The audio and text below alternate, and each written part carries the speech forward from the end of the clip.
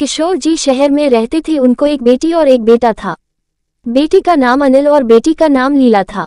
उम्र होने पर पहले बेटी की और बाद में बेटे की शादी करवाई। बहू का नाम सीमा था। शादी के 2-3 सालों में ही सीमा का वजन काफी बढ़ गया था और वह पहले से दुगनी मोटी दिखने लगी थी। इस मोटापे की वजह से सीमा को कई लोगों के ताने सुनने पड़ते थे। पड़ोसी भी उसे मोटी भैंस कहने में हिचकिचाते नहीं थे। कितनी मोटी हो गई है, कैसी दिन पर दिन फैलती जा रही है, देखो जरा भी शर्म नहीं आती। पति बेचारा सूखा जा रहा है, यह देखो खा खाकर कैसे मोटी हो रही है। कुछ इस तरह की बातें अक्सर सीमा के कानों पर पड़ जाती थी। स्वभाव से हंसमुख सीमा इन बातों को इग्नोर भी कर देती, लेकिन उसे ज्यादा दुख तब होता था जब उसकी खुद की सास और ननंद उसके मोटापे के लिए उसे दोषी ठहराते और भला बुरा कहती। अनिल शरीर से काफी दुबला पतला था। शादी के बाद भी उसके शरीर में रत्ती भर का भी फर्क नहीं आया था। हालांकि सीमा मोटी होती जा रही थी, उसमें उसका कोई भी दोष नहीं था, बल्कि सीमा तो अनिल से भी कम खाना खाती और दिन भर घर के सारे काम करती रहती थी। अपने मोटापे की वजह से चाहे किसी काम में कितनी भी दिक्कत हो, सीमा उस काम को कभी अधूरा नहीं छोड़ती थी।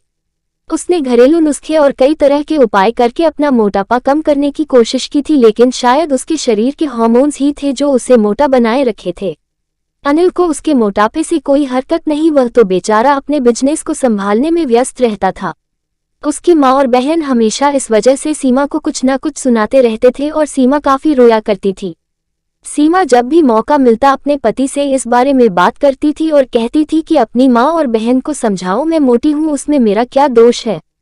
पूरी दुनिया मुझे कुछ भी कहे, मुझे फर्क नहीं पड़ता, लेकिन जब मेरे अपने की मुझे भला बुरा कहते हैं तो मुझे काफी दुख होता है। ऐसे ही दिन बीते चले गए। एक दिन सीमा की सास ताजी हवा लेने के लिए जब टेरेस पर गई हुई थी, तब वापस लौटते समय उनका पैर फिसला और सीढ़ियों से वह गिर गई। भाग्य से वह बच गई, लेकिन उनके पैर में बड़ा फ्रैक्चर आया। उनको अब एक जगह से दूसरी जगह जाने में भी काफी दिक्कत होने लगी। बिना किसी के सहारे के वह ऐसा कर ही नहीं पा रही थी। जिस मोटी बहू को वह रोजाना ताने मारती थी, आज वही बहू उनका हर काम कर रही थी और उन्हें एक जगह से दूसरी जगह ले जा रही थी। उनका खुद का वजन भी 75 किलो था, जो उनके बेटे अनिल के लिए भी उठा पाना संभव नहीं था। हमको विचार आया कि बहू शरीर से भरी पूरी नहीं होती तो आज उनका क्या होता है।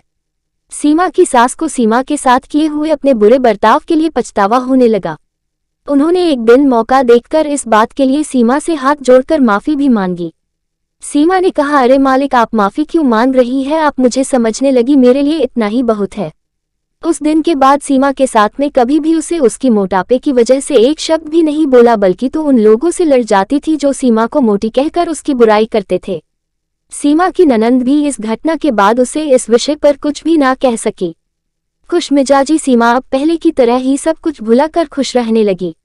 दोस्तों, हमारे समाज में, हमारे आसपास आपको ऐसे कई लोग मिल जाएंगे जो दूसरों को उनके शरीर की बनावट के हिसाब से गलत नाम देते हैं या उन्हें नीचा समझते हैं। किसी की हाइट कम है तो नाटा, किसी का रंग काला है कालिया, कोई हेल्दी है तो मोटा, किसी के बाल कम है तो टकला। हमें ऐसी सोच को पूरी तरह खत्म करना होगा और यह समझना होगा कि बाहरी स्वरूप ज्यादा मायने नहीं रखता, मायने रखता है भीतरी खूबसूरती, स्वभाव और विचार।